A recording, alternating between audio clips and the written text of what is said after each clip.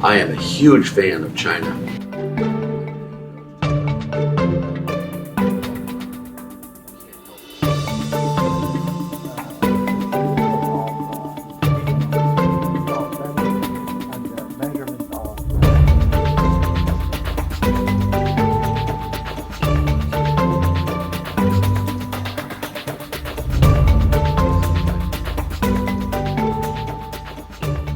This is the essence of my economics. It's called supply side economics.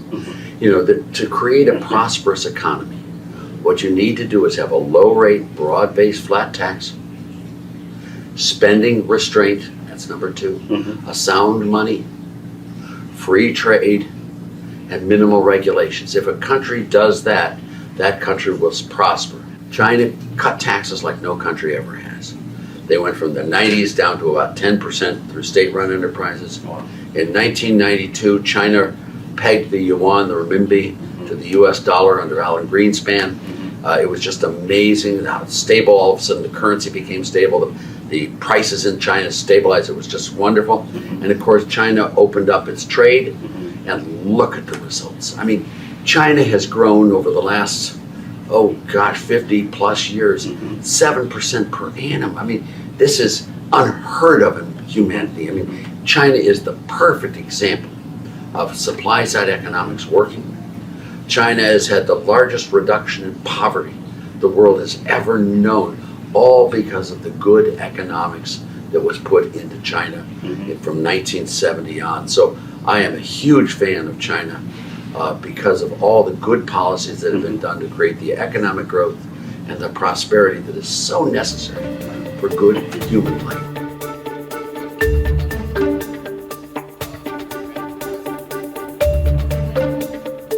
Today, the Chinese central bank is very different.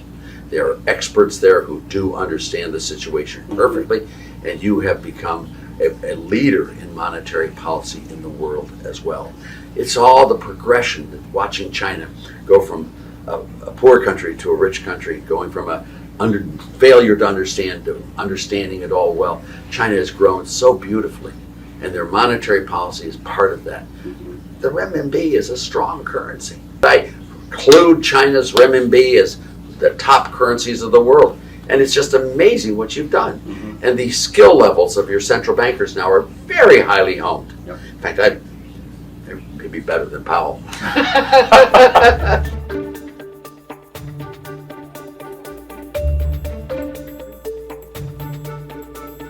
The world will become more and more rely on a currency that has been digitized in the electronic form.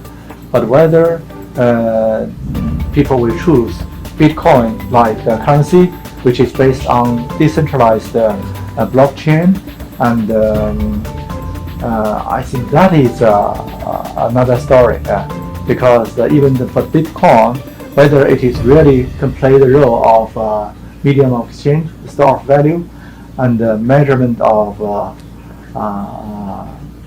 value, I think that is still subject to the test of history. And currently, the central bank currency, especially the currency issued by the major capable central banks, will still continue to be the currency that will be accepted by people around the world.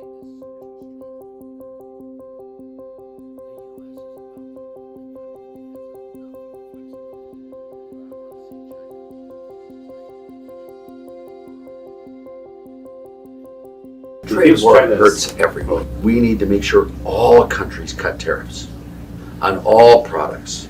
Now, there are certain products that should not be traded. We all understand that. And but what we should do is have a low-rate, broad-based tariff for revenue purposes, for controlling and expending it, and be free trade with each other.